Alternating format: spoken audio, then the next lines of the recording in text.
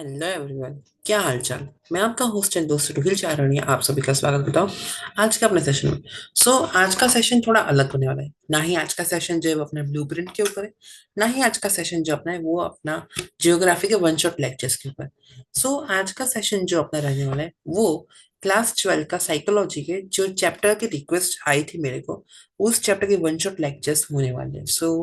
आज हम लोग अपना जो क्लास 12 का psychology which is chapter number 9 organisational psychology उसको आज हम स्टडी करेंगे। देखो, ये चैप्टर मैं पूरी ट्राई करूंगा आपको बहुत अच्छे से समझ में आ जाए, इसलिए मैं आपको यहाँ पे अपने नोट्स भी प्रोवाइड कर रहा हूँ। ये नोट्स आपको जो है वो एकदम इजीली कॉन्सेप्ट को समझने में इजी करेंगे ना, आपको इसमें से आइडिया आ जाएगा कि भाई कहाँ से किस टाइप के क्वेश्चन होते हैं और क्या इसमें रहता है। ठीक है, सो लेट्स गेट स्टार्टेड। देखो, ऑर्गेनाइजेशनल साइकोलॉजी है। बेसिकली ये थोड़ा कनेक्ट देखिए तो ओसीएम जिन लोगों ने सब्जेक्ट लिया है वो लोग समझ सकते हैं, ये थोड़ा और ओसीएम से भी कनेक्ट। देखो, अभी ऑर्गेनाइजेशनल साइकोलॉजी में क्या कहा है, ये इंट्रोडक्शन है। ऑर्गेनाइजेशनल साइकोलॉजी क्या है, देखो, अभी कोई भी ऑर्गेनाइजेशन है तो वो किसका कॉम्बिनेशन ऑफ तीन चीजों का होता है, बिल्डिंग का, स्टाफ का एंड मशीन। ये तीन चीजों से अपना जो ऑर्गेनाइजेशन है वो चलता है।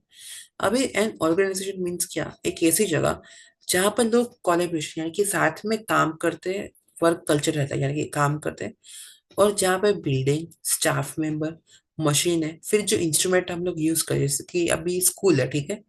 वो चलाने के लिए हम क्या है, चौक एंड डस्टर, फिर बैठने के लिए बेंचेस है, हॉस्पिटल का इंजेक्शन है, फिर स्ट्रेचर्स है, फिर जो मशीनरी होती है वो सब कुछ।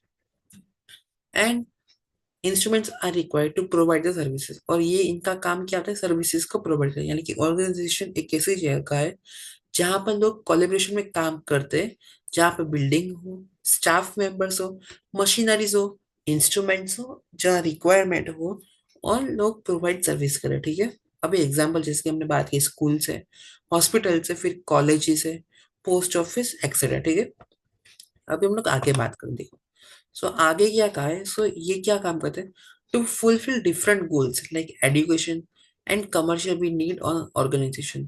अभी ये इन लोगों का काम क्या है कि जो अपने डिफरेंट गोल्स है, सभी लोग एक गोल पर काम करते हैं। जैसे कि यहाँ पर एजुकेशन एंड कमर्शियल की बात की है, वी नीड एन ऑर्गेनाइजेशन। इसके लिए हमें क्या चाहिए, ऑर्गेनाइजेशन चाहिए। अभी देखो, ऑर्गेनाइजेशन नहीं होगा तो हम लोग क्या काम सही से नहीं कर पाएंगे। और ये देखो, 1 मार्क का क्वेश्चन आ सकता है कि what is the major aim of organisation. यहाँ पर मेजर एम एक ही अपना है कि भाई सबको अच्छे से अच्छी सर्विसेज हम लोग प्रोवाइड करें, टू प्रोवाइड बेस्ट सर्विसेज।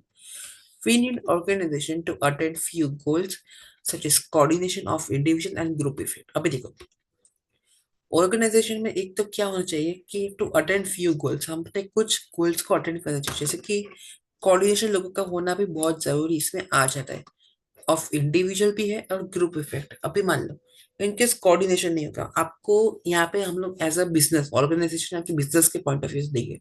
अभी जो मैनेजर है, ठीक है, वो हम लोग एज अ वर्क कर रहे हैं। अभी मैनेजर का है, फिर जो अपने एम्प्लॉयज का जो है, अगर वो कोलिब्रेशन नहीं होगा तो क्या वर्क सही पे टाइम पर हो पाएगा, नहीं। यहाँ पे क्या है, कोऑर्डिनेशन इंडिविजुअल का भी होना जरूरी है और ग्रुप इफेक्ट भी होनी जरूरी है। अभी देखो, साइकोलॉजी में आप अपने को टेक्स्ट बुक की डेफिनेशंस को पकड़ के रहना पड़ेगा। अभी देखो, ऑर्गेनाइजेशन की डेफिनेशन क्या दी है यहाँ पर, organisation is a consciously compiled social unit. ये ऐसा क्या है, सोशल यूनिट है जहां पर लोग का दो या दो से ज्यादा लोग, is made up of two or more people. अब ऑर्गेनाइजेशन ऐसा जरूरी नहीं कि भाई आपको बहुत सारे एकदम हजारों लोग चाहिए, नहीं। दो लोग हैं या तीन लोग हैं, उससे भी ज्यादा है तो ऑर्गेनाइजेशन हम कह सकते हैं, which continuously function to attain common goals. Okay, और गोल, अभी यहाँ पर इम्पल सिंपल वर्ड में देखो, दो या तीन लोग साथ में काम करे कोई भी एक गोल को अटेंड करने के लिए, या जो कॉमन गोल है। अभी देखो, आप लोग मेरे वीडियोस को देख रहे हो कि भाई हम सब, मैं और आप लोग, ठीक है, अभी यहाँ पर हम सिंपल एग्जांपल है, मैं और आप लोग हम यहाँ पे क्यों पढ़ाई करें कि भाई अपना जो गोल है अभी मार्च 2025 में अपने बोर्ड एग्जाम में, हम लोगों को क्या गोल है कि भाई हम अच्छे से अच्छे मार्क्स में यानी कि अपना गोल क्या हो, अच्छे से मार्क्स स्कोर करें, जिसके लिए मैं पढ़ाई कर रहा हूँ और आप लोग पढ़ाई कर रहे हो। ये अपना हो गया कॉमन गोल, और यहाँ पर मैं पढ़ाई कर रहा हूँ और आप लोग भी पढ़ाई, तो दो लोग हो गए। सिंपल, ये हो गई अपनी ऑर्गेनाइजेशन की डेफिनेशन। अभी इसके कैरेक्टरिस्टिक्स क्या है वो देखते हैं। देखो, अभी इसके बेसिकली चार कैरेक्टरिस्टिक्स है वो हम लोग देखेंगे। एक तो सबका कॉमन गोल यहाँ पे रहेगा। देखो, जैसे कि मैंने जैसे कहा working differently to attend same goal. अभी कोई ऐसा बंदा होगा जो अपनी यहाँ टेक्स्ट बुक को पूरा समझ के काम कर रहा होगा, या कोई मैं हूँ जैसे कि मुझे स्मार्ट स्टडी पसंद है तो मैं क्या कर रहा हूँ कि मैं अपने नोट्स में खुद बनाता हूँ और उसमें से पढ़ता हूँ। कोई जैसे कि होंगे हम लोग, तो हम लोग क्या करते हैं यूट्यूब पे देखते हैं। तो हम लोग सभी लोगों के रास्ता अलग है, लेकिन मंजिल क्या है? बोर्ड एग्जाम में अच्छे मार्क्स लाना। तो ये हो गई अपना कॉमन गोल। फिर है सेकंड, कोऑर्डिनेशन ऑफ एफर्ट्स। अभी यहाँ पर क्या होगा, it should be between the member of organisation. अभी जैसे कि कोऑर्डिनेशन ऑर्गेनाइजेशन में होना बहुत जरूरी है। जैसे कि मैंने कहा, इनकेस कोई मैनेजर है और उन मैनेजर और एम्प्लॉयज के बीच में कोऑर्डिनेशन नहीं है, सो जो डेडलाइन होगी क्या उसमें काम हो पाएगा? नहीं। सो क्या होना चाहिए कि मेंबर के बीच में कोऑर्डिनेशन होना बहुत जरूरी है। और it includes sharing of work responsibility. ये हम लोगों ने कई बार देखा होगा। जैसे कि मैं अपना एग्जांपल दे रहा हूँ। सो कई बार हम लोगों ने देखा है कि भाई मैम कह रहे हैं कि आप एक काम करो, चलो प्रेजेंटेशन बनाते हैं। सो प्रेजेंटेशन में क्या करते हैं कि लोग बेसिकली प्रेजेंटेशन बनाने का काम क्या होता है कि भाई सब लोग एक साथ कोलेब्रेशन में कोऑर्डिनेशन में काम करना सीखे। लेकिन हम लोगों ने कई बार ऐसा देखा होता है कि कुछ लोग आराम से खाली बैठे रहते हैं और कुछ लोग कुछ नहीं करते। सो ये क्या सही तरीका है? नहीं। लेकिन उसकी जगह पर हम लोग ऐसा करें कि भाई आधा टॉपिक तू कर, आधा टॉपिक तू कर, तू पावर पॉइंट डिजाइन कर। सो ये क्या होगा, एक कोऑर्डिनेशन से काम होगा तो क्या, एक तो वर्कलोड भी इजी हो जाएगा, जो बंदा कर रहा है सब हम लोग मार्क्स के लिए, सो वो भी इजी हो जाएगा। और क्या एकदम ग्रुप वर्क में काम होगा तो अच्छे से होगा। अभी इसमें जो हमारे सर हमको, ओसीएम के सर है, वो हमको एक स्टोरी कहते हैं, तो वो मैं समझा। अभी मान लो, इतना सिंपल देखो, एक ये रूम है, ठीक है, और एक यहाँ पर रूम है।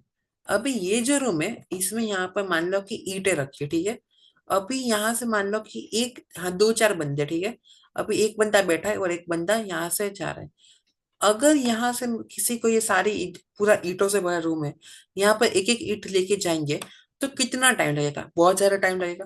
लेकिन यहाँ पर हम लोग ऐसा काम करें कि देखो यहाँ पर एक लड़का, जस्ट अ सेकेंड,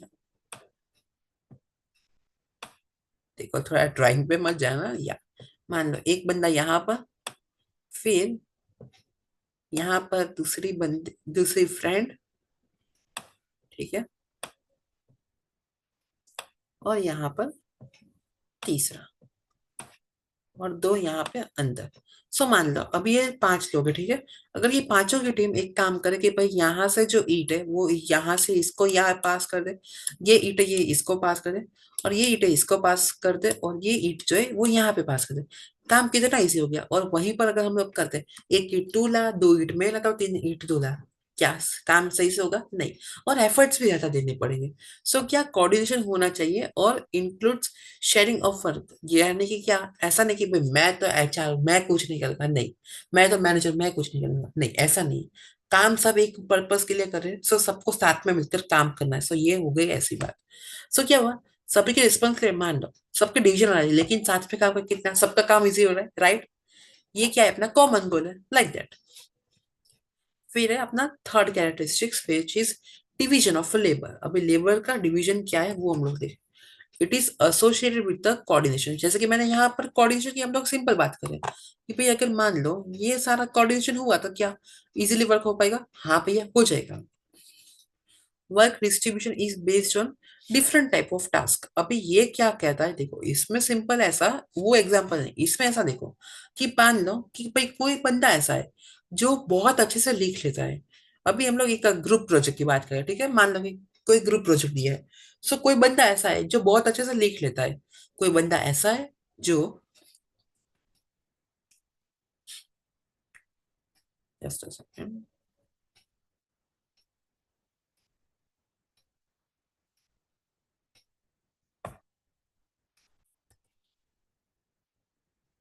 कोई बंदा ऐसा है जो रिसर्च वर्क में अच्छा है, कोई बंदा ऐसा है जो बोलने में अच्छा है। सो हम लोग क्या करते हैं, एक काम करते हैं, सभी लोगों को क्या अपना डिस्ट्रीब्यूशन कर देते हैं कि भाई कौन से किसके लिए कैपेबल है, वो उसके अकॉर्डिंग हमने डिस्ट्रीब्यूशन कर दिया। एंड साथ में बाद में इसको प्रोजेक्ट में एसोसिएशन में काम किया, कोऑर्डिनेशन में, तो क्या एकदम अच्छे से प्रोजेक्ट हो जाएगा? बिल्कुल हो जाएगा। सो और ये क्या हो गया, अपने एबिलिटी, जैसे कि किसी का काम रिसर्च अच्छा था वो रिसर्च, कोई अच्छा लिखते तो उसको लिखने का काम, तो लाइक दैट। जैसे कि work assignment is on the basis of skills abilities and training. और वर्क का असेसमेंट यानी कि कैसा होना चाहिए कि भाई बेसिस ऑफ स्किल्स। अभी किसी की स्किल्स अच्छी, जैसे कि स्किल किसी की अच्छी कि भाई वो बहुत अच्छे से बोल लेता है, और किसी की एबिलिटी की भी बहुत अच्छे से लिख लेता है। सो हम लोग क्या उसके अकॉर्डिंग हमें डिवाइड करें। एंड ट्रेनिंग ये बहुत इंपॉर्टेंट भी इसमें रहता है, ठीक है। अभी अथॉरिटी एंड रिस्पॉन्सिबिलिटी, अभी ऐसा तो कुछ है नहीं कि एरा गेरा नथु केरा किसी को भी हम काम सौंप सकते हैं, नहीं। जो प्रॉपर वर्क के लिए वो डिजर्व करता है उसको ही काम मिलना चाहिए। जैसे कि देखो, based on coordination of efforts and division of labour हो जाना चाहिए। It includes monitoring and controlling, ये देखो ये इसके खास कीवर्ड्स है, ये खास देख लो। इसमें क्या मॉनिटराइजेशन भी हो रहा है। मॉनिटराइजेशन यानी कि क्या, कि भाई एक प्रॉपर सही ढंग से काम हो रहा है या नहीं, उसके लिए मॉनिटराइज भी करना जरूरी है। एंड कंट्रोलिंग यानी कि भाई कंट्रोल यानी कि वो वाला नहीं, कंट्रोल होते ही कंट्रोल वो नहीं। कंट्रोलिंग यानी कि क्या, कि भाई कोई अपना सभी लोग सही से काम कर रहे हैं। जैसे कि प्रोजेक्ट की बात की, सो क्या भाई सही से रिसर्च हो रही है, क्या सही से इसमें वर्क हो रहा है, क्या सही से पीपीटी हो रही है, लाइक दैट। तो ये जरूरी है कोऑर्डिनेशन एंड कंट्रोलिंग, इसके यानी कि कंट्रोल भी होना जरूरी है। इसके हम लोगों ने ओसीएम में इनके सब्जेक्ट लिया था। हम लोग को ये मैनेजमेंट के चैप्टर क्या है, planning, organisation, staffing, directing, controlling. So controlling बहुत इंपॉर्टेंट प्ले रोल करता है, ठीक है। It is also defined hierarchy of power and authority. इसमें क्या है, हायरार्की ऑफ पावर यानी कि पावर की एक हायरार्की होती है। जैसे कि मैं ओसीएम वाले रिलेट करें, लेकिन जो ओसीएम नहीं, कोई बात नहीं, मैं समझा। देखो, पावर्स जो होती है वो एक पिरामिड के फॉर्म में होती है, top level, middle level and bottom level. देखो, टॉप लेवल पे क्या जो मेन मेन होते हैं वो लोग रहते हैं, जैसे कि डायरेक्टर है, प्रेसिडेंट है, वो। यहाँ पे कुछ जो स्पेसिफिक फील्ड के मैनेजर्स है वो। यहाँ पर फिर जो सुपरवाइजर है, जो हम एम्प्लॉय क्लर्क वो सब कुछ होते हैं वो, और जो जॉब के लिए वर्क करते हैं। सो ये क्या होता है, यहाँ पे हायरार्की होती है पावर की एंड ऑथोरिटी। जैसे कि ये टॉप लेवल वाले हैं, सो ये उनका वर्क है डिसीजन लेना, वो सब कुछ। यहाँ पे जो है वो कंट्रोलिंग एंड वो हो रहा है मॉनिटराइजेशन, वो वाला वर्क है।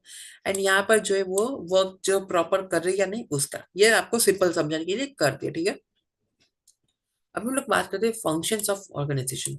अभी फंक्शन की किस तरह से काम करता है वो देखो। डेफिनेशन में हम लोग जैसे कि पहले देखा, to achieve some goal, work coordination between the employees and clear work distribution function. देखो, हम लोग सभी क्या वर्क कर रहे हैं, सेम सेम गोल के लिए वर्क कर रहे हैं कोऑर्डिनेशन के साथ। तो क्या होगा, एम्प्लॉयज में भाई प्रॉपर कोऑर्डिनेशन होना चाहिए। जैसे कि सबकी क्या कॉमन गोल है, कि भाई अच्छी जॉब सिक्योर रहे और सबको अच्छी सैलरी मिल जाए। सो ये हमारा कॉमन गोल हुआ एज अ एम्प्लॉय। सो हम लोग क्या करेंगे, कॉमन गोल में कोऑर्डिनेशन में एक साथ काम करेंगे। एंड क्लियर वर्क डिस्ट्रीब्यूशन की, भाई तो इस फील्ड में अच्छा है तो ये काम संभाल। जैसे कि कोई अच्छे से मैनेजमेंट करे तो भाई तो एचआर काम का संभाल। कोई अच्छे से रिसर्च करे तो रिसर्च काम कर। कोई पब्लिक सोशल मीडिया पे बहुत अच्छे से बोल रहा है तो तू इन्फ्लुएंसर का काम कर, like that. So clear work distribution हो गया। Function of organisation are important, जैसे कि रूल्स फंक्शन किस तरह से ऑर्गेनाइजेशन के वो इम्पोर्टेंट है। जैसे कि अनरिटन रूल्स ऑफ फैमिली, हमारे घर पे ये होता है, हमारे घर पे बहुत होता है, ये अनरिटन है। जैसे कि किसी के घर पे ऐसा देखिए, तो 5 बजे उठ ही जाना है, ये कंपल्सरी रूल है। फिर उठ के सुबह सबसे पहले, जैसे कि लेडीज का एग्जांपल देता हूँ, हिंदू लोगों में हम लोगों ने देखा है कि भाई सुबह उठो तो सबसे पहले आप लोग नहाओ, घर की सफाई करो and बाद में पूजा और सब कुछ करो। ऐसा एग्जाम्पल है unwritten rules of family. Like it, so क्या कि सबको रूल्स एंड रेगुलेशन भी पता होने चाहिए। Distribution function of organisation are important है, ठीक है। फंक्शन जो है वो किसके लिए हेल्पफुल होता है, to run specific structure and predefine. अभी फंक्शन यानी कि रूल्स जो है वो अगर हो गए तो काम के एकदम सही से हो पाएगा, बिल्कुल हो सकता है। स्पेसिफिक स्ट्रक्चर, जैसे कि इसमें ये काम है तो ये करना है। ऐसे अपने साइकोलॉजी की बुक में 6 फंक्शन है जो मैंने बहुत इजीली आपको समझा के क्लाउड चैट में बना दिए हैं, ठीक है। अभी देखते हैं ये क्या कहते हैं। ओके, सो यहाँ पर हमारे जो 6 फंक्शंस ऑफ ऑर्गेनाइजेशन है, सो ये इस अकॉर्डिंग देखो।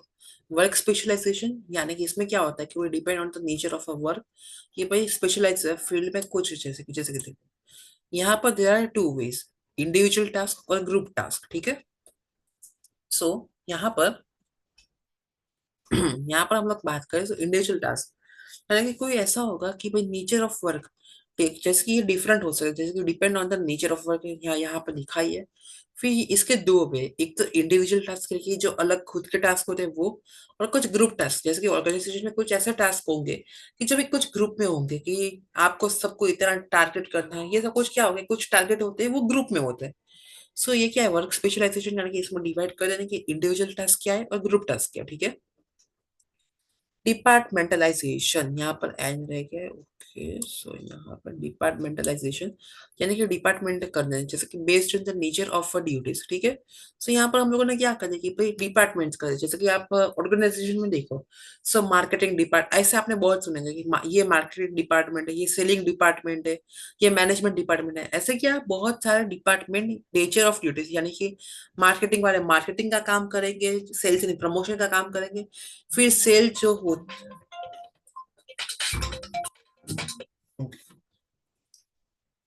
सो बेसिकली इसमें क्या होगा कि भाई जो मार्केटिंग काम है वो मार्केटिंग वाले करेंगे, जिसमें ऐड है वो सब कुछ है। फिर सेलिंग वाले है वो कौन से सेल हो रहे हैं वो, फिर कोई अकाउंटिंग का ग्रुप है तो वो अकाउंटमेंट।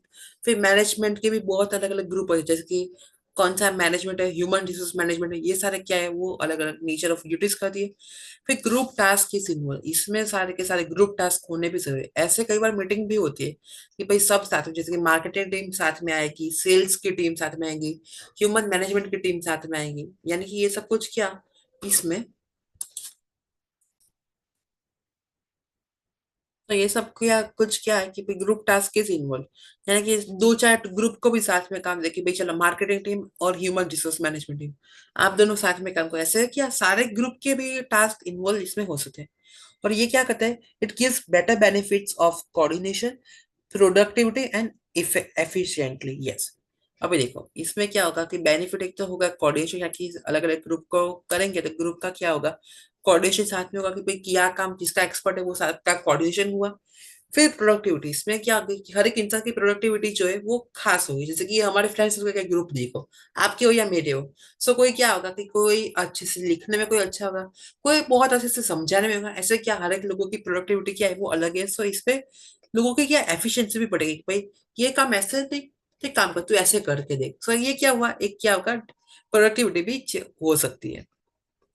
अभी है चेन ऑफ कमांड, जैसे कि वो मैंने आपको मैनेजमेंट वाला ट्रायंगल दिखाया था, मैं फिर से दिखा, yes. So chain of command में क्या रहता है कि देखो, so just a second to explain you once again. देखो ये चेन ऑफ कमांड में क्या होता है, यहाँ पर ऑथोरिटी तो ऐसे ऊपर जाती है, यहाँ से छोटे से बड़े लेके ऑथोरिटी जाती है, लेकिन कमांड की जो चेन्स होती है वो नीचे, ऊपर से नीचे आती है। जैसे कि देखो, मान लो कि कोई सीईओ ने डिसाइड किया कि भाई ये अपनी ग्रुप कंपनी में रूल्स एंड रेगुलेशन हमें ऐड करने। सो ये जो मिडिल वाले वो उनको कहेगा, और मिडिल वाले जो है वो डाउन पे जो होंगे वो। अभी इसका सिंपल मैं आपको एग्जांपल समझाऊं तो यहाँ पे समझ लो स्कूल की मैनेजमेंट टीम है एंड प्रिंसिपल मैम है, ओके। सो यहाँ पे प्रिंसिपल मैम और सर जो हो, तो वो गया टॉप लेवल मैनेजमेंट हो गया अभी हमारे स्कूल के एग्जाम्पल के लिए। फिर सेकंड लेवल पे जो अपने वाइस प्रिंसिपल या कोऑर्डिनेटर जो आपके स्कूल पे होते हैं वो। फिर उनके नीचे क्या होंगे, जो यहाँ पर देखो तो स्टूडेंट्स, स्टूडेंट के टीचर्स होते हैं, स्टूडेंट काउंसिल जो होते हैं वो गए सेकंड लेवल पे। एंड उनके नीचे जो है वो सारे के सारे स्कूल के स्टूडेंट हो गए। सो क्या हुआ, जो मैनेजमेंट ने प्रिंसिपल मैम डिसाइड ऑर्डर्स दिए वो किसको दिए भाई, वाइस प्रिंसिपल एंड जो कोऑर्डिनेटर होते हैं वो। एंड उन्होंने किसके नीचे वर्क ऑर्डर दिए, टीचर्स, एंड टीचर्स से क्या किया, बच्चों और स्टूडेंट काउंसिल के अकॉर्डिंग ऑर्डर डिस्ट्रीब्यूट हो गए। तो क्या हो गया, डायरेक्टली रिलेटेड टू हायरार्की, ये क्या इसको हायरार्की कहते हैं, which is from top to bottom, जैसे कि मैंने कहा टॉप टू बॉटम हो जाती है। इसमें क्या होता है कि भाई एक तो अथॉरिटी होती है कि भाई इसमें एक्सपेक्टेशन टू फॉलो कमांड, अभी क्या जो ऑर्डर आ गए। सो इसमें क्या होगा कि भाई एक्सपेक्टेशन होगी कि भाई सब कंपलसरी ये करना ही रहेंगे, ये फॉलो कमांड एक्सपेक्टेशन रहेगी कि भाई सब सही से करे कमांड। और इसमें क्या होगा, यूनिटी भाईचारा, डायरेक्ट रिपोर्टिंग में क्रिएट कॉन्फ्लिक्ट। अभी देखो अभी इसमें बहुत मस्त एग्जांपल मैं आपको देता हूँ। अभी मान लो कि कोई एम्प्लॉय वो बहुत थक गया कि यार मेरे से ये जॉब नहीं हो रही है। अभी क्या वो यहाँ, ये वो देखो बॉटम लेवल पे, अभी क्या वो डायरेक्ट ऊपर टॉप लेवल पे जाएगा तो कंप्लेन कहेगा कि सर मेरी सैलरी बहुत कम है, इंक्रीमेंट अच्छे से नहीं मिल रहा। क्या ये सही तरीका होगा, नहीं। अभी यार ये ऐसे वर्ड्स यूज हो गए तो ये सही तरीका नहीं होगा। इसलिए क्या डायरेक्ट रिपोर्टिंग में मैनी क्रिएट कॉन्फ्लिक्ट, कॉन्फ्लिक्ट यानी कि क्या समस्याएं आ सकती है। इसलिए क्या अगर ऐसा हो कि भाई चलो ये जो प्रॉब्लम मेरे को हो रही है, अगर वो अभी बॉटम लेवल से यहाँ मिडिल लेवल पे बात करें और मिडिल लेवल वाले रिक्वेस्ट करें कि भाई इसको थोड़ा फाइनेंशियल प्रॉब्लम हो रहा है एंड ऐसा ऐसा हो रहा है, सो ये क्या वर्क होगा, प्रॉपर तरीके से ढंग से वर्क होगा। ऐसा ही हमें ऑर्गेनाइजेशन में चाहिए। इसलिए यूनिटी होनी बहुत कंपलसरी है। अभी मान लो आप किसी के साथ बने या ना बने, आपको यहाँ पे जो रूल्स होते हैं ऑर्गेनाइजेशन में वो क्या करना है, जो ये from bottom to top level management, ये वाला ट्राइंगल आपको खुद बहुत यूज करना पड़ेगा। स्पैन ऑफ कंट्रोल, अभी कंट्रोल तो यहाँ पे हर चीज पे चाहिए। स्पैन ऑफ कंट्रोल क्या है, मैं तो आपको जूम करके थोड़ा दिखाता हूँ। Yes, it means supervised by the manager effectively and efficiently. अभी ये क्या कहना चाहती है हमें, कि भाई जो वर्क अपने हो रहे हैं, ठीक है, स्पैन ऑफ कंट्रोल होना चाहिए, बिकॉज ये क्या है, सुपरवाइज बाय द मैनेजर, कि भाई लोग इफेक्टिव, यानी कि जो काम ग्रुप टास्क में दिया है वो क्या, ग्रुप टास्क को इंडिविजुअल काम सही से हो रहा है या इफेक्टिवली हो रहा है, एंड एफिशिएंसी, कि भाई कहाँ पर प्रॉब्लम आ रही है, वो सब कुछ के लिए क्या स्पैन ऑफ कंट्रोल होना बहुत जरूरी है। It is based on to aspect, इसके भी दो एस्पेक्ट है, देखो। अब एक वर्क क्या है, वो छोटा भी हो सकता है और बड़ा भी हो, यानी it can be wide also and it can be small also, it is depend on the organisation. अभी यहाँ पर हम लोग बात करें विच इज अपना सेंट्रलाइजेशन एंड डिसेंट्रलाइजेशन। अभी आप लोग सोचोगे कि ये क्या होता है, वो भी मैं आपको समझा के पूरी ट्राई करता हूँ। देखो, इसमें क्या depend on involvement of employees, ये पूरा का पूरा क्या रहता है कि भाई एम्प्लॉइज किस तरह से इन्वॉल्व एक साथ हो रहे या नहीं हो रहे, उसके ऊपर भी रहता है। And it means top managers make all decision. इसमें क्या होता है भाई, सेंट्रलाइजेशन एंड डिसेंट्रलाइजेशन में, कि भाई जो टॉप मैनेजर, यानी कि मैनेजर यहाँ पर भी होते हैं, यहाँ पर ये सारे भी मैनेजर्स ही होते हैं, लेकिन उनके ऊपर भी पर्टिकुलर मैनेजर होते हैं, तो उनका क्या कहना है कि भाई ये लोग क्या है कि टॉप मैनेजर, यानी कि ये जो मैनेजर्स, ये वाले जो मैनेजर्स है, ये क्या करेंगे, ये सारे के सारे डिसीजन लेंगे, बिकॉज यही कनेक्ट करते हैं मिडल वाले ही। जैसे कि ये रीच है, तो रीच नहीं, यहाँ पर ये जो है ये मेन है, एंड जो नीचे वो वर्क करे, सो यहाँ पे क्या बीच वाले काम करेंगे, yes. So it means top manager make all decisions, so यहाँ पे हो गए decisions directly affect the speed of decision and its implementation. अब ये क्या करेगा कि स्पीड ऑफ जो डिसीजन, यानी डिसीजन की जो स्पीड है यहाँ ऊपर से नीचे आ रही है, तो क्या एकदम इजीली हो जाएगा। सो ये अफेक्ट करेगा speed of decision and its implementation. अभी इम्प्लीमेंटेशन में क्या, यहाँ से रूल्स आएंगे, यहाँ पे जाएंगे और यहाँ से यहाँ जाएंगे, एंड जो पर्टिकुलर नीचे है वो सारे, ठीक है। Employees connection to take the decision, इसमें भी एम्प्लॉयज का भी कनेक्शन होना चाहिए कि भाई डिसीजन, यानी कि ये सारा का सारा वर्क है ऑर्गेनाइजेशन क्यों करते हैं, कि भाई अपने एम्प्लॉयज के लिए, कि भाई एम्प्लॉय इस तरह से काम करेंगे तो अच्छा होगा, इस तरह से काम करके अच्छा होगा, इसलिए ये सारा का सारा क्या होना चाहिए, कनेक्शन जो होने चाहिए वो होने चाहिए अपने एम्प्लॉयज के साथ, ठीक है। अभी हम इसमें थोड़ा सा देखें तो फॉर्मलाइजेशन। अभी फॉर्मल में देखो, इसमें क्या है कि भाई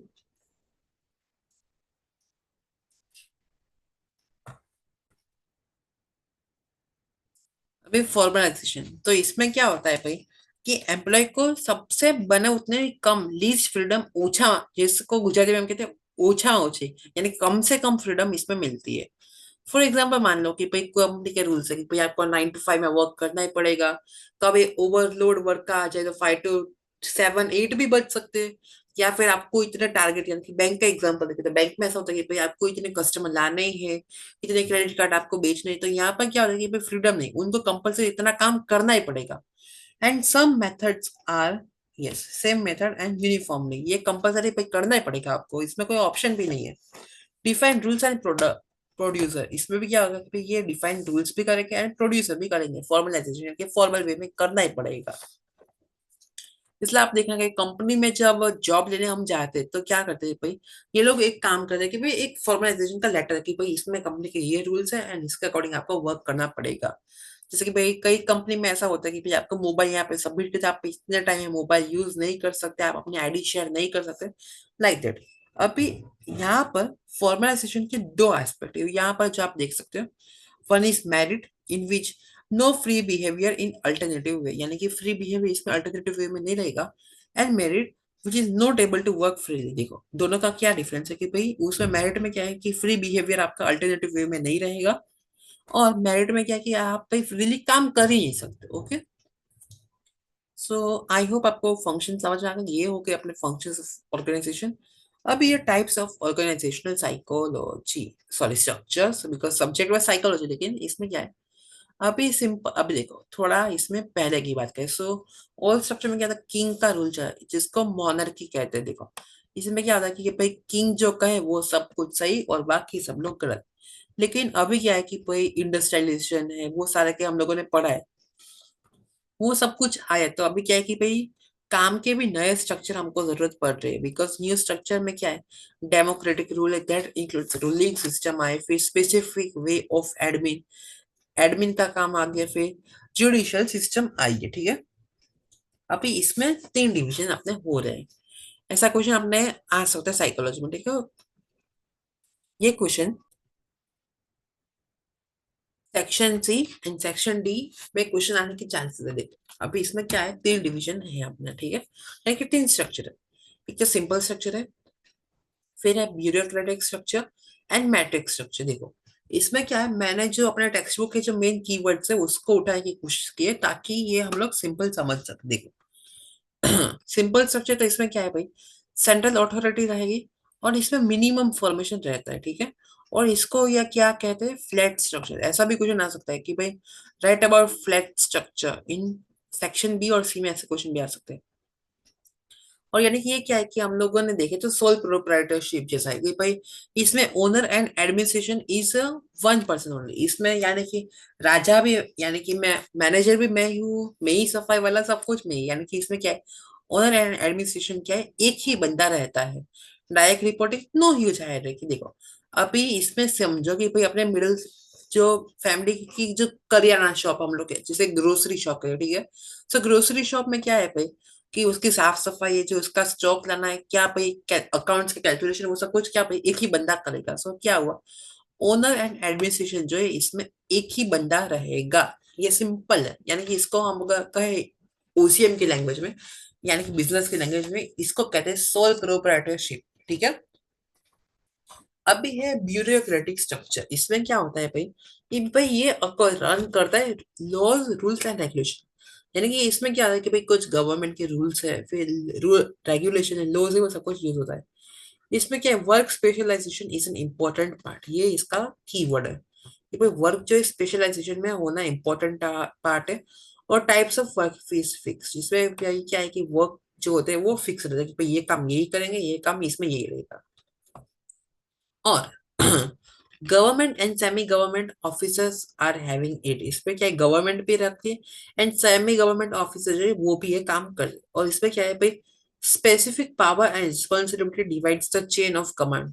जैसे कि मैंने आपको कहा कि भाई स्पेसिफिक पावर एंड रिस्पॉन्सिबिलिटी, कि भाई ये जो पावर से मैं आपको ये पावर देता हूँ कि आप भाई इतना काम करो। जैसे कि आपको यहाँ पे देखो, समझा नहीं, ये खाली कह रहा हूँ कि भाई स्कूल में हम लोगों ने देखा कि स्टूडेंट काउंसिल होते हैं, तो उनको क्या देते हैं कि भाई as a head boy head girl, जो फिर स्पोर्ट्स कैप्टन होते हैं, फिर कल्चरल कैप्टन एंड जो हाउस कैप्टन होते हैं, वो उनको क्या करते हैं भाई, पावर एंड रिस्पॉन्सिबिलिटी हमारा जो मैनेजमेंट होते हैं भी देते हैं कि भाई आपको ये पावर मिल रही है एंड आपको जो बैचेस वो सब कुछ मिल रहा है, कि भाई आपको क्या करना है, कि भाई the chain of command. Chain of command यानी कि क्या, भाई जो स्कूल के रूल्स एंड रेगुलेशन है, यानी कि स्कूल में डिसिप्लिन होना चाहिए, स्कूल में इस तरह से आपको शोर नहीं मचाना, ये सारे के सारे क्या रूल्स एंड रेगुलेशन आपको जारी रखना है। तो क्या पावर रिस्पॉन्सिबिलिटी मिली है, yes. Strictly adhere to rules and so delay in decision में अक्कड़। अभी देखो ये स्ट्रिक्टली है, तो इसमें क्या हो सकता है भाई, एडर होने के चांसेस है। सो रूल्स डिले होने के डिसीजन में बहुत प्रॉब्लम है। जैसे कि देखो यहाँ पर क्या एक ही बंदा है, सब कुछ उसको डिसाइड करना है कि भाई घाटा हो तो भी मेरा, नुकसान फायदा हो तो भी मेरा। लेकिन यहाँ पर क्या पूरा स्ट्रक्चर में काम करते हैं, तो इसमें प्रॉब्लम हो सकता है। और no immediate change in the rules. अभी स्कूल में मान लो कि ये स्कूल का एग्जांपल समझो, अगर स्कूल में अभी रूल्स चेंज करने की भाई चलो, अभी आपको ये रूल्स चेंज हो रहे, तो ये क्या एकदम जल्दी हो पाएगा, नहीं। इसको चेंज होने में थोड़ा टाइम तो लगेगा, बिकॉज न्यू रूल्स आ रहा है, लाइक दैट। अभी मैट्रिक्स स्ट्रक्चर ये क्या कहता है भाई, it is useful in multiple complex and interdependent activities like college, university, hospital, advertisement companies, etc. yes। इसमें अभी आ जाता है कॉलेज। अभी कॉलेज में क्यों एग्जांपल देखो, ये क्या कहता है भाई, इसमें लोगों के मल्टीपल कॉम्प्लेक्स हो सकते हैं, जैसे कि हम लोग देखे। सो भाई यहाँ पर देखें तो लैंग्वेज जोन के हो गए डिपार्टमेंट, हिस्ट्री का जोन हो गया, लाइक दैट ऐसे डिपार्टमेंट्स होते हैं कि भाई ये डिपार्टमेंट में इतने वर्क करते हैं। वैसे ही हॉस्पिटल में देख लो, कोई आई का स्पेशल है, फिर कोई जो है वो बच्चों पीडियाट्रिशियन स्पेशल है, कोई गायनेकोलॉजिस्ट है, कोई नेफ्रोलॉजी है, कोई यूरियोलॉजिस्ट, ऐसे क्या कि भाई सारे सारे अलग अलग डिपार्टमेंट की, भाई ये डॉक्टर की ये एक्सपर्ट है, ये आपको यहाँ मिलेगी, ये डॉक्टर के एक्सपर्ट यहाँ पर, ये डॉक्टर का एक्सपर्ट यहाँ पर, लाइक दैट। फिर कंपनी, जैसे कि मैंने आपको पहले एग्जांपल दिया कि मैनेजमेंट टीम ये है, फिर मार्केटिंग टीम है, फिर सेल्स की टीम है, ये सारी की सारी, and it convert special resources into special product. अभी ये लोग क्या करेंगे भाई, स्पेशल जो रिसोर्सेज अपने पास मिल रहा है उसका जो क्या हम लोग बेस्ट निकाल सके उसकी पूरी कोशिश करेंगे, and it successfully effective in specialised work. और ये क्या करके भाई सक्सेसफुली इफेक्ट करेगी किसमें, स्पेशलाइज्ड वर्क में, यानी कि जो काम स्पेशली होना चाहिए अपने स्पेशलाइज्ड वे में उसमें। And conflict and power struggle में एरोस, जैसे कि यहाँ पर कहा कि पर हर एक बंदा यहाँ पर अपने यहाँ एक्सपर्ट है, सो पावर का जो स्ट्रगल है वो हो सकता है। सो मैनेजमेंट क्या है, अभी वो सब कुछ तो हम लोग ने देखा। अभी हम लोग इसमें देखेंगे बेसिक फंक्शन ऑफ मैनेजर।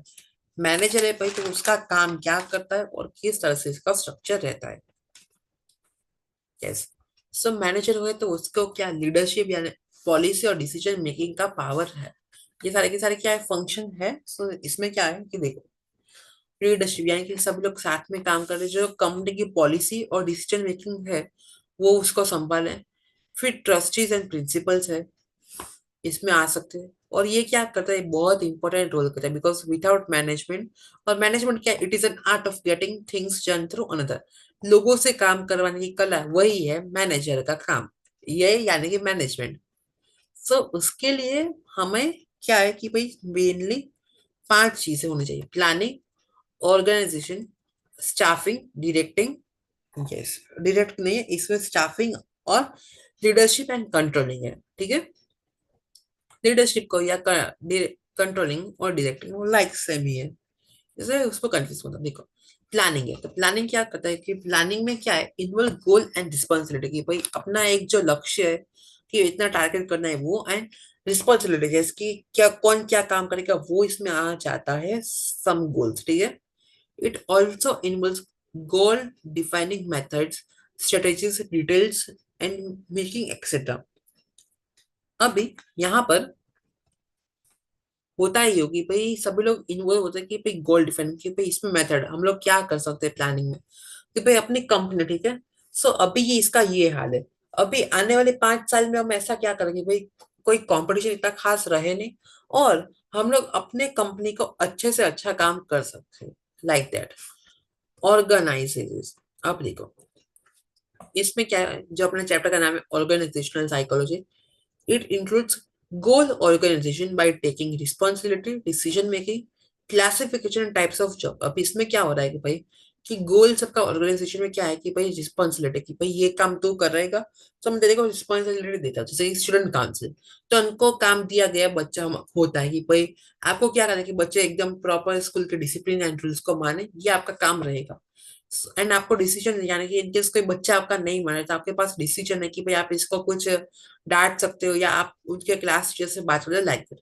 और टाइप्स ऑफ जॉब वो सब कुछ आप, अभी हम जब कॉर्पोरेट में जाएंगे तब आप लोग समझ सकते हो, like that. It is specifying linking the different roles and duties of the worker.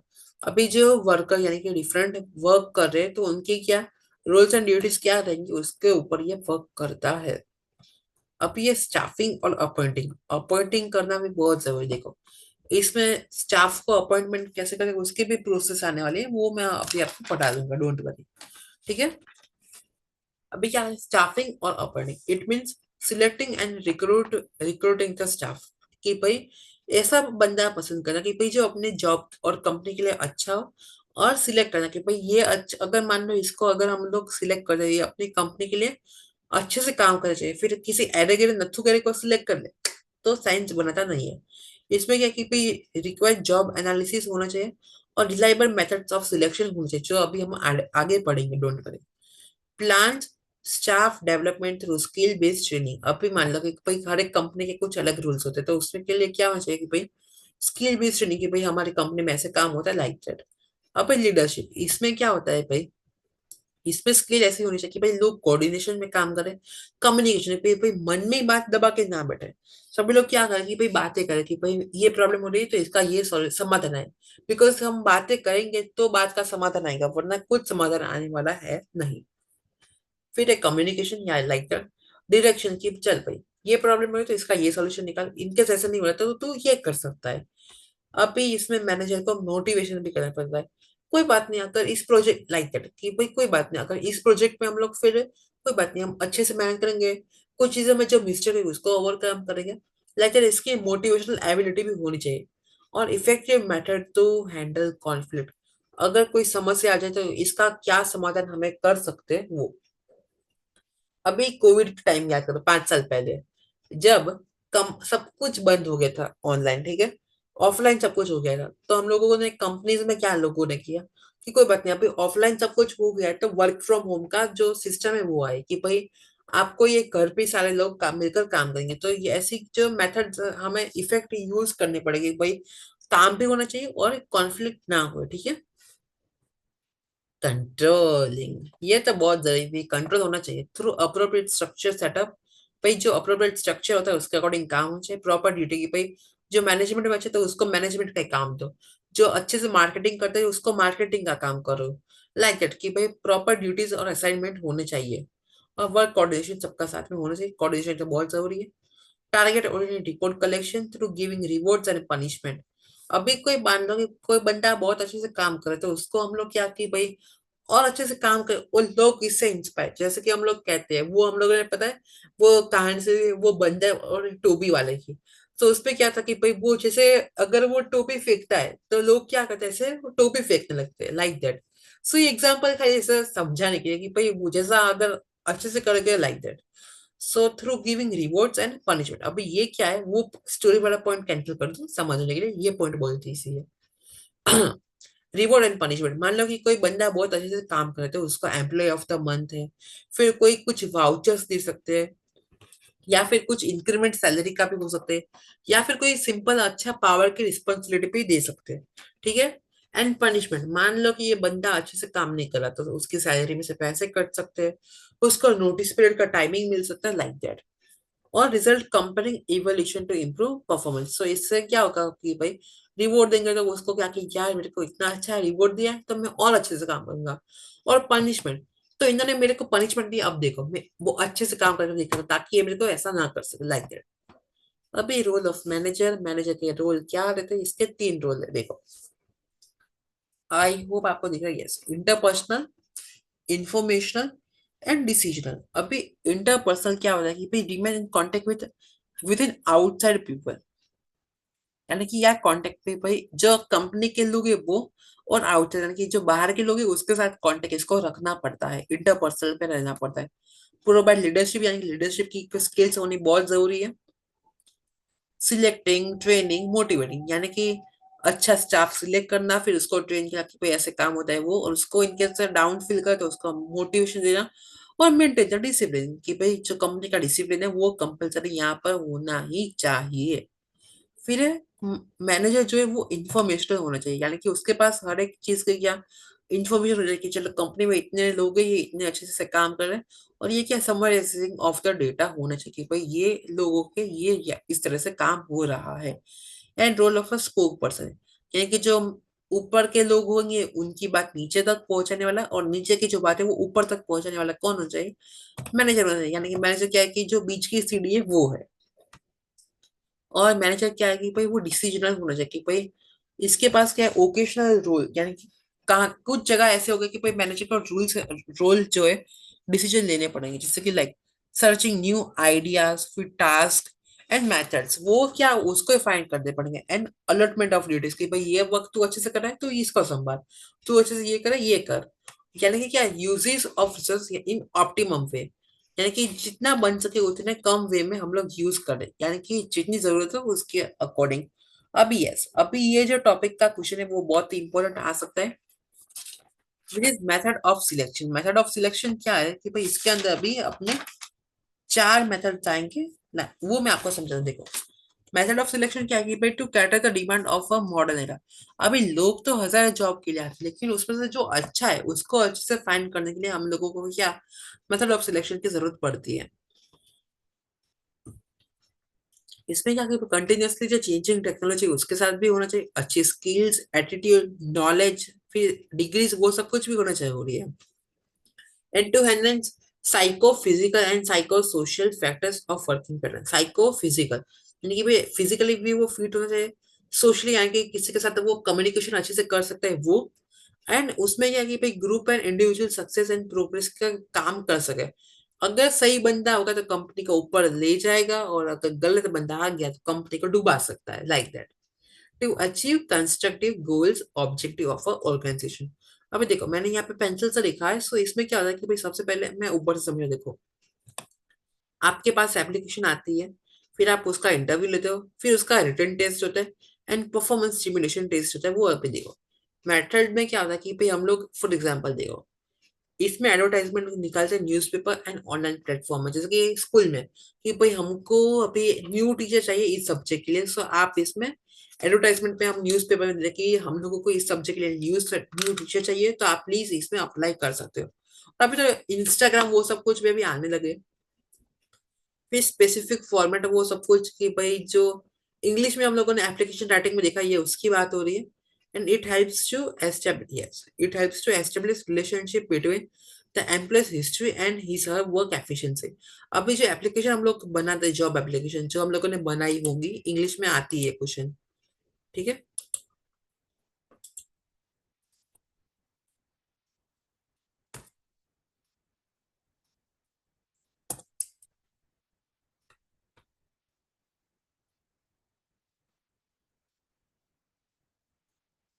Okay, just a second.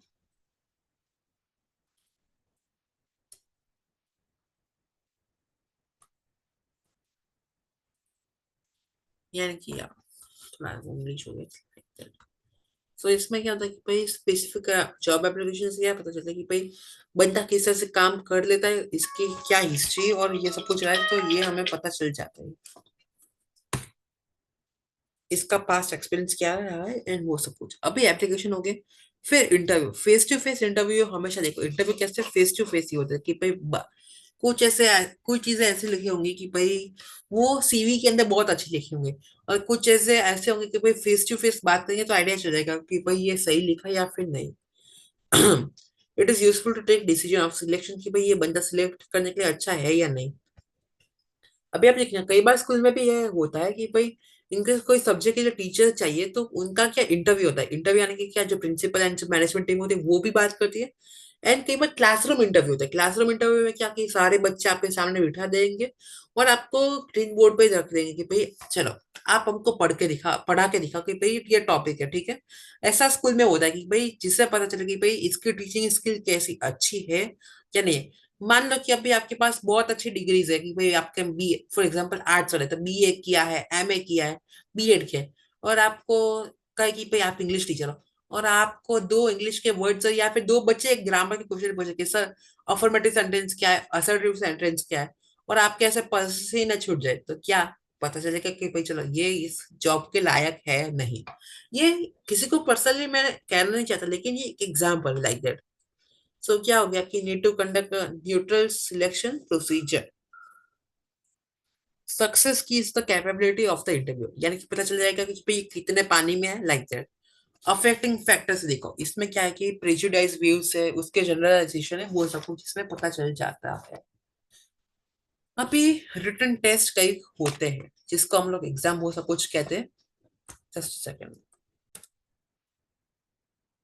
Yes, अभी हम लोग यहाँ पे बात करेंगे रिटन टेस्ट। रिटन टेस्ट में क्या होता है कि भाई कुछ ऐसी जॉब्स हो सब कुछ होता है, उसमें क्या रिटन टेस्ट, जैसे कि हम लोग मान लो आपको आईएएस या आईपीएस ऑफिसर ऐसे बनना है, तो आप हम लोग क्या करते हैं कि भाई यूपीएससी की एग्जाम्स है, फिर दूसरे एग्जाम लाइक जीपीएससी है, आईआईटी, जेईई, नीट, वो सारे क्या होते हैं कि एग्जाम रिटन टेस्ट होते हैं कि भाई इसमें क्या की क्वालिटी लाइक इंटेलिजेंस, उसका लॉजिक क्या है, कंसिस्टेंसी है, फिर उसका एटीट्यूड क्या रहता है, वो किस तरह से प्रॉब्लम सॉल्विंग करना, लाइक दैट, ये सब कुछ क्या रहता है रिटर्न टेस्ट के अंदर आता है टू स्टडी साइकोलॉजिकल ऑब्जेक्टिव। कुछ क्वेश्चन ऐसे होंगे कि भाई वो आपको नहीं आते तो आप उसको कैसे अटेंड करते हो, वो रिटर्न टेस्ट से हमें पता चल जाता है। And to know personality factors and other merits, कि भाई ये किस तरह से कौन से फील्ड में मेरिट है, वो सब कुछ लाइक दैट। अभी इसका लास्ट पार्ट है which is performance stimulation test. इसमें क्या होता है कि भाई ये जॉब एनालिसिस मेथड होता है कि भाई इसको वेरियस टास्क देते हैं कि भाई मान लो ये क्वेश्चन क्या होता है, इसमें ये यूपीएससी में यूज करते हैं। जैसे कि मान लो, ये एग्जांपल में समझाने के लिए आपको कह रहा हूँ कि मान लो कि आपके पास होता ऐसा है कि ये कंप्लेन आती है, तो आप इसको कैसे सॉल्व करोगे? या फिर कोई ऐसी सिचुएशन है यहाँ पर आग लग जाती है, तो आप इसको कैसे बाहर निकलोगे? ऐसी सिचुएशन देख के हम लोग क्या पता चल सके भाई ये इसके लायक है या नहीं। To study job analysis like proficiency, उसकी एबिलिटीज क्या है, उसका प्रॉब्लम से रिलेटेड एटीट्यूड एंड एप्टीट्यूड किस तरह से काम करता है, एक्सेट्रा। अभी इसके दो अप्रोचेस है यहाँ पर देखो। इसके देयर आर टू अप्रोचेस। एक है work sampling and assessment centre. अभी मैं आपको समझा, देखो। वर्क सैम्पलिंग यानी कि क्या होता है, इसमें creates replica of the actual work pattern. इसमें क्या होता है कि भाई जो रेप्लिका यानी कि इमेज बदल कि भाई आपको इस तरह से इसमें काम का एक्चुअल वर्क पैटर्न जो है वो रहता है। फिर असेसमेंट सेंटर्स, इसमें क्या होता है, useful for managerial post, creates miniature of a workplace and observe through discussion, presentation, management, games, decision games etcetera. इसमें क्या था असेसमेंट कि भाई आपको पता चलेगा कि कई एक्टिविटीज है कि भाई अपने यहाँ वर्क कैसे होता है, लाइक डिस्कशन की आपको ये रूल्स पढ़ते कहते जाते। फिर प्रेजेंटेशन हो सकते हैं, मैनेजमेंट के गेम्स हो सकते हैं, वो सब कुछ इसमें आ जाता है। तो यहाँ पर होता है ये पार्ट। ठीक है। अभी यहाँ पर हम लोग देखते हैं थियरीज ऑफ वर्क मोटिवेशन। अभी देखो, एम्प्लॉयज को मोटिवेशन देना बहुत जरूरी है, तो थियरीज ऑफ वर्क मोटिवेशन क्या कहते हैं, need to avoid turn over situation जो एम्प्लॉय के ऊपर ना है उसको कवर अवॉइड करने के लिए क्या कर सकते हैं। टर्न ओवर इंक्लूड्स में क्या, अभी मान लो कि आप टर्न ओवर कोई देते हो, टर्न ओवर को हम लोग सबसे पहले तो रेड बॉक्स कर देते हैं। यस। सो इसकी वजह से क्या होगा कि लैक ऑफ जॉब सेटिस्फेक्शन, यार जितना भी करो ये लोग तो इतना टर्नओवर दे रहे हैं मेरे से, अब ये जॉब मेरे को पसंद आ ही नहीं रही है, मेरे को अब काम करना नहीं है, मैं तो थक गया हूँ इस जॉब से। और यार क्या मैं ये काम नहीं कर सकता? बेचारा बेचारा पॉइंट हो गए, यानी कि इसकी वजह से क्या टर्नओवर ना हो। ये सब कुछ इसलिए हम लोगों को मोटिवेशनल साइकोलॉजी की जरूरत पड़ेगी, which is theories of work motivation. ठीक है।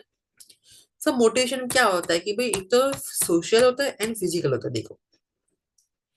ठीक है। अभी इसमें क्या है कि भाई मोटिवेशन की यहाँ पर 5 थियरीज हम लोगों को दी है, जैसे कि नीड, हायरार्की, नीड। इसमें क्या है हम लोग,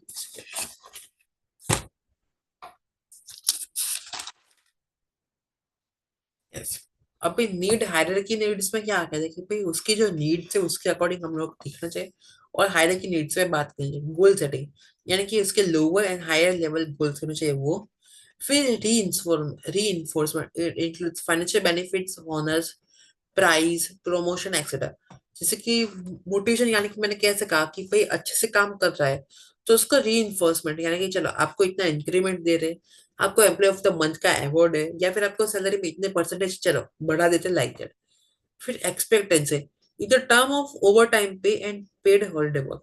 अभी कुछ कंपनी ये मानती नहीं, उनके लिए तो ये बात कहने ही क्या, लेकिन एक्सपेक्टेंसी, अभी मान लो आप अपने एम्प्लॉय को काम कर रहे ओवर टाइम देके, जैसे कि 9 to 5 का वर्क स्ट्रक्चर रहता है ऑफिस में, लेकिन आप उनको 5 to 7 2 घंटे एक्स्ट्रा वर्क करा के भाई एक मीटिंग है वो सब कुछ, तो उनको वो 2 घंटे का पैसा भी मिलना चाहिए।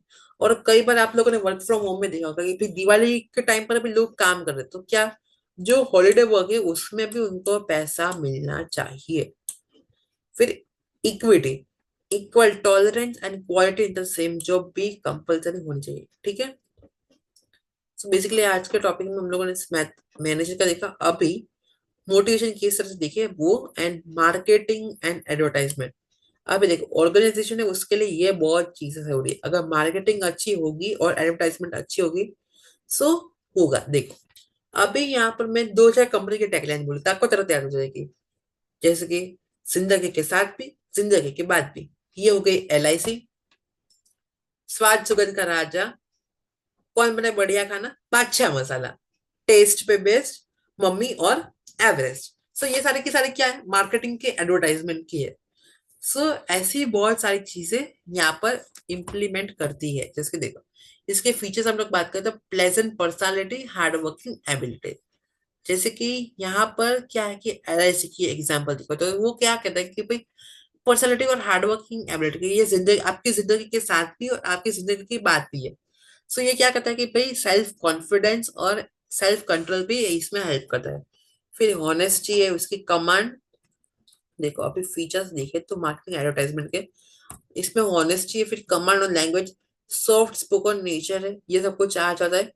Humour nature and practical approach भी इसमें आ जाए। अभी देखो इसकी करने की जरूरत क्या पड़ रही है। देखो टू अर्न प्रॉफिट, सभी लोग क्या करते हैं, पैसे कमाने के लिए कर रहे हैं।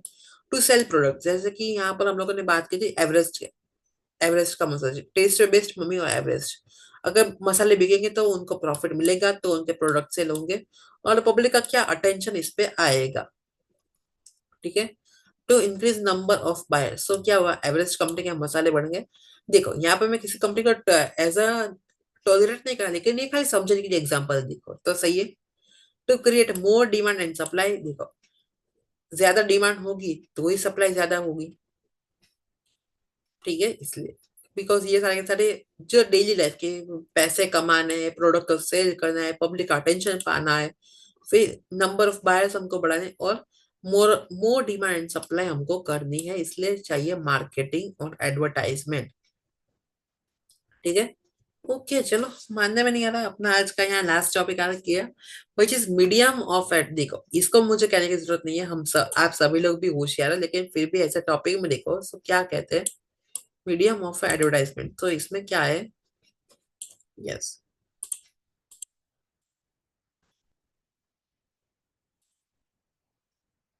इसके मीडियम एडवर्टाइजमेंट में मार्केटिंग के देखे, सो अपने पास क्या क्या रहते हैं।